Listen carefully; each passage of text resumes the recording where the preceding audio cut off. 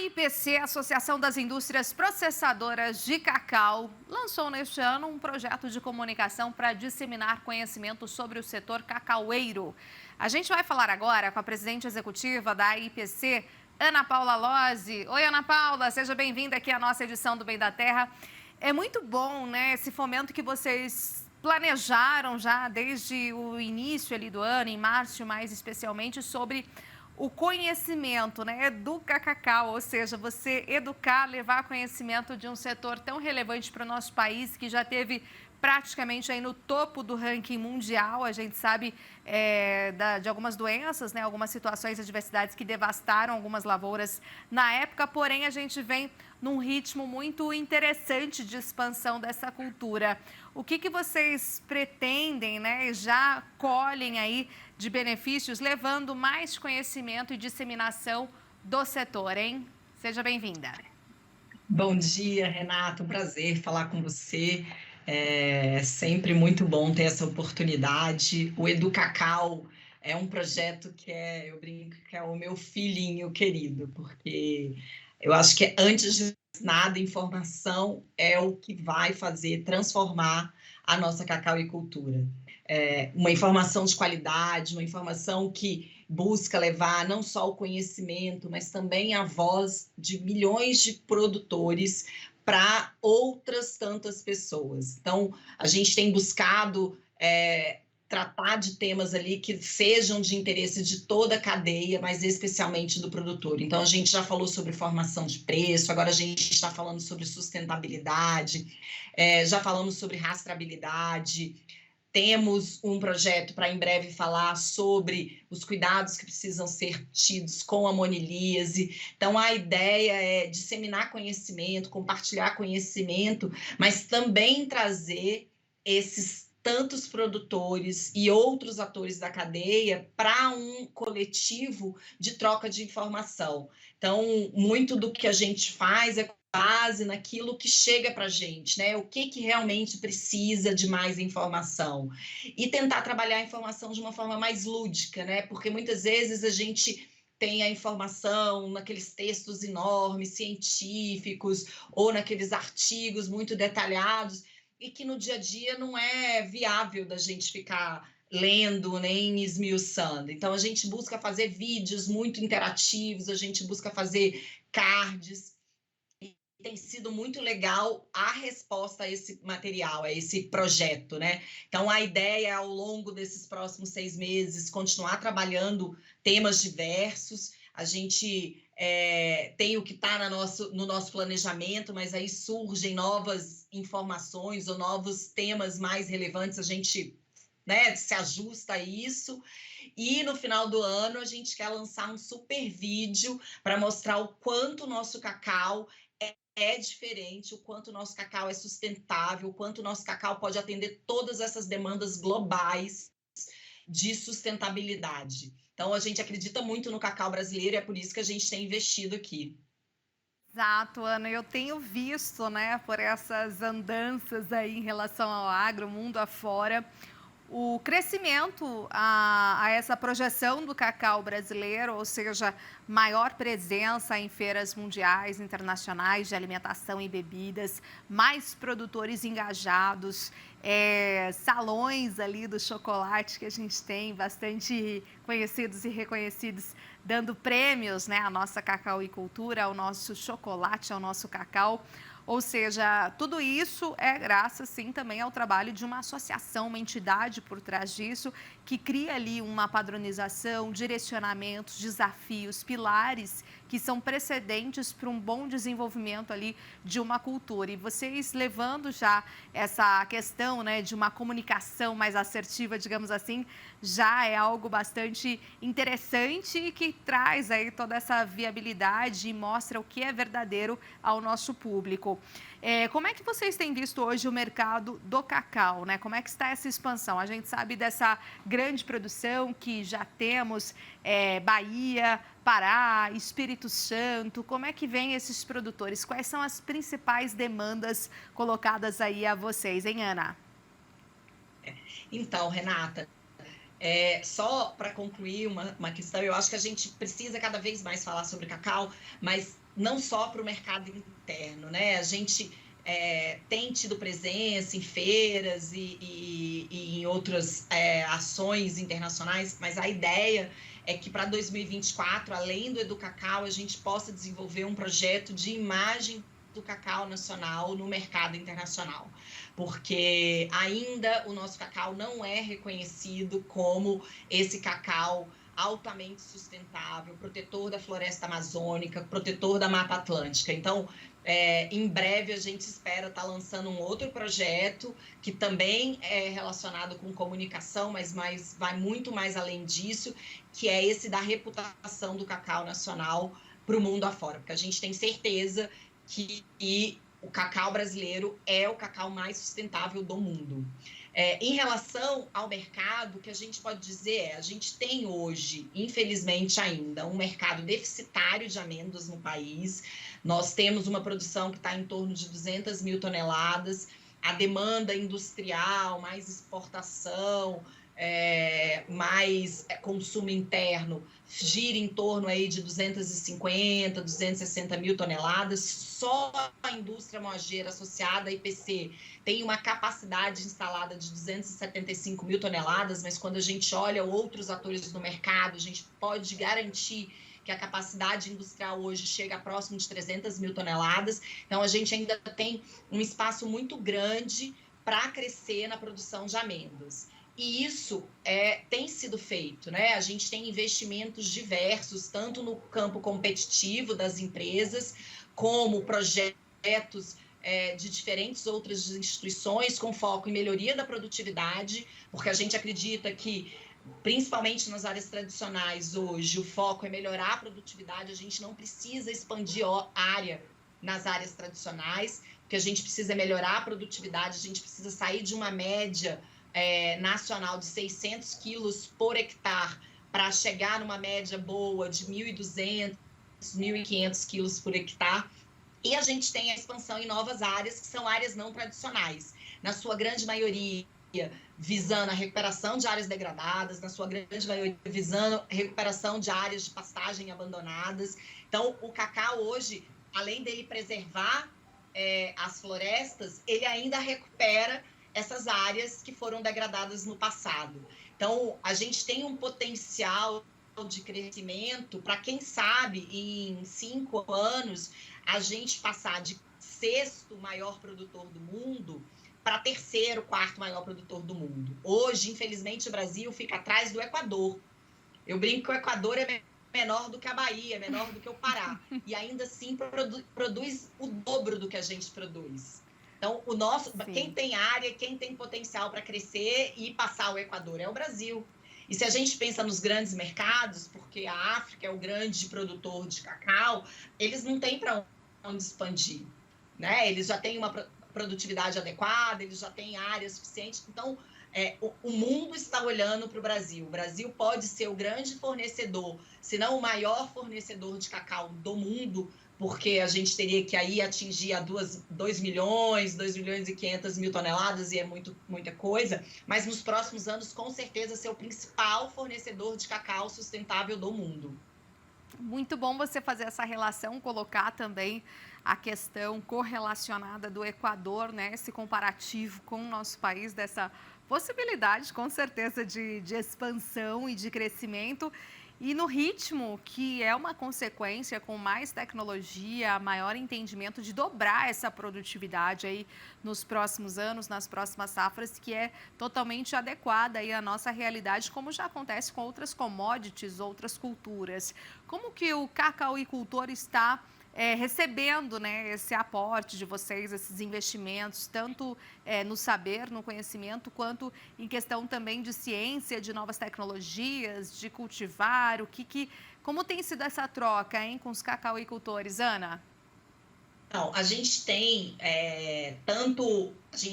duas formas de atuar com o cacauicultor. As empresas têm as suas atuações com os seus produtores que estão nos seus projetos de sustentabilidade, e todos eles sempre muito satisfeitos porque recebem ali um apoio muito próximo da indústria, né, em relação à assistência técnica, a apoio para tornar a sua produção cada vez mais sustentável.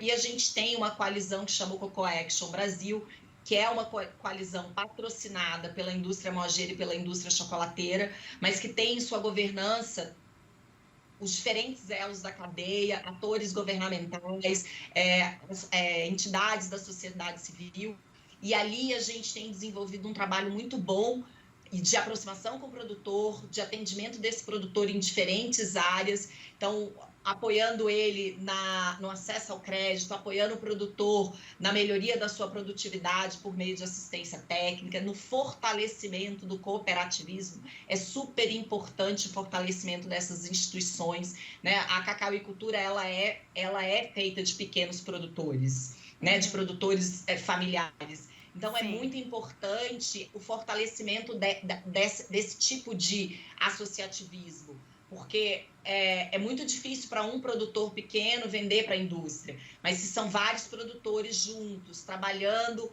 em uma causa única, numa mesma direção, eles conseguem alcançar não só a indústria, como alcançar melhores preços para os seus insumos, como pensar em armazenamento, como pensar em alternativas de geração de renda. Então, hoje a gente consegue ver aí muito produtor que tem o seu cacau commodity, que ele vende para a indústria, mas ele também tem uma parcela da sua produção que é de cacau fino, que ele faz o seu chocolate, que ele exporta o seu cacau fino para clientes internacionais. Então, a gente tem visto uma excelente receptividade, né? É muito difícil, são muitos produtores, né? São mais de 90 mil produtores, é muito difícil acessar esses 90 mil produtores, e é por isso que a gente trabalha muito com essa multiplataforma de comunicação, porque a gente sabe que hoje o produtor pode estar num lugar muito, muito distante, mas em geral ele tem acesso à internet, né? Isso é uma realidade boa no nosso país hoje. Ele pode não ter telefone fixo, ele pode até não ter uma rede Wi-Fi, mas um acesso à internet via telefone ele tem. E é por isso que a gente tem trabalhado muito para que a gente amplie a nossa comunidade do cacau no WhatsApp, porque a gente acha que é uma forma mais efetiva de chegar a um número maior de produtores. A mesma coisa o Instagram, é interessante, né? Mas hoje o produtor ele tem Instagram, é uma forma dele se informar. Então, a gente precisa levar para essas plataformas boas informações, porque se a gente não leva boas informações, infelizmente, há má informação que circula. Então, a gente tem trabalhado e a gente tem tido um resultado muito positivo. É claro que existem sempre demandas, né? A gente hoje tem no Brasil uma realidade que é a da monilíase. Né? A monilíase já chegou no país, ela ainda não chegou nas áreas produtivas de cacau, mas ela já chegou no país. Até 2 anos atrás nós não tínhamos monilíase e é uma praga muito perigosa para o cacau. Só que o que a gente tem discutido é se o Equador, e aí voltando ao comparativo com o Equador, que é nosso irmão próximo, se o Equador consegue conviver com a monilíase, se o Equador, com a monilíase, produz 400 mil toneladas de cacau, se com todas essas características o seu cacau, em geral, é considerado fino e especial, por que o Brasil não consegue? Né? O Brasil é um país que tem as melhores tecnologias do agro. Né? Nós somos uma potência do agro, então a gente só precisa trazer essas tecnologias, essa potência, esse saber de outras áreas para a cacauicultura. Né? O que eu percebo hoje é que a gente está vendo, a gente tem um momento ideal, uma concertação. A cacauicultura entrou na agenda do governo federal. Né? A gente vê um empenho de diferentes ministérios em trabalhar temas de interesse da cacauicultura. A cacauicultura, ela é uma cultura da bioeconomia, e é a pauta do momento é a bioeconomia. Então, a gente tem uma concertação perfeita. O que a gente precisa? De união, de diálogo, de conhecimento, de entender que para ganhar, não precisa o outro perder, né? Que a gente precisa encontrar ali os pontos de convergência. E para isso a gente tem um grupo da cadeia que é bem representativo, do qual a gente lançou nos últimos tempos uma agenda positiva. Então, essa agenda positiva foi apresentada para o ministro Fávaro, foi apresentada para o Paulo Teixeira, e a gente tem trabalhado em todas as nossas interlocuções. Então, essa agenda positiva ela é assinada por nós da IPC, pela ABICAB, que é a Associação da Indústria Chocolateira, pela FAEB, que é a Federação de Agricultura da Bahia, pela FAPERON, que é a Federação de Agricultura de Rondônia, pelo Cocoa Action, pelo Instituto Arapiaú, pelo Centro de Inovação do Cacau, pela Associação dos Produtores de Bean to Bar, e a gente tem certeza que outras federações vão se unir a gente nessa pauta dessa agenda positiva, porque é isso, a gente tem que trabalhar naquilo que é comum para todos nós, né? E que vai conseguir fazer essa transformação, porque a gente tem gargalos, e esses gargalos precisam ser trabalhados com força, com união, com diálogo. E não adianta só o setor privado, só o produtor trabalhar. Se a gente trabalha junto e tem aqui dentro o governo também trabalhando em prol da gente, com certeza o resultado vai ser positivo. Exatamente, muito bom você tocar em dois pontos que são fundamentais para o avanço da cacauicultura brasileira, e entre eles a bioeconomia, que realmente tem sido pauta da agenda, né, de uma produção sustentável, bem como a questão da conservação realmente dessa pauta ambiental que está no radar e de agora em diante vai ser cada vez mais forte. Então, são dois fatores muito significativos para um grande avanço do nosso setor. Isso, na sua avaliação, já vem sendo bastante percebido por quem produz, né? E mesmo aqueles que fazem já a forma completa da cadeia, né? Bean to Bar. Então, como é que você tem observado essa questão em especial, hein?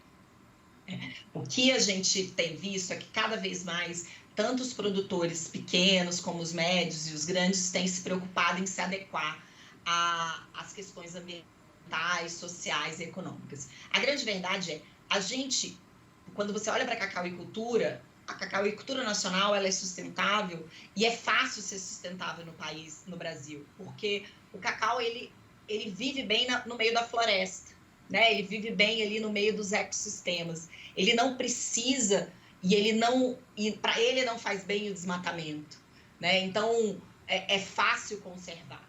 O que a gente precisa agora, um dos grandes gargalos que a gente tem trabalhado muito para isso, é a questão da rastreabilidade, da comprovação, das certificações.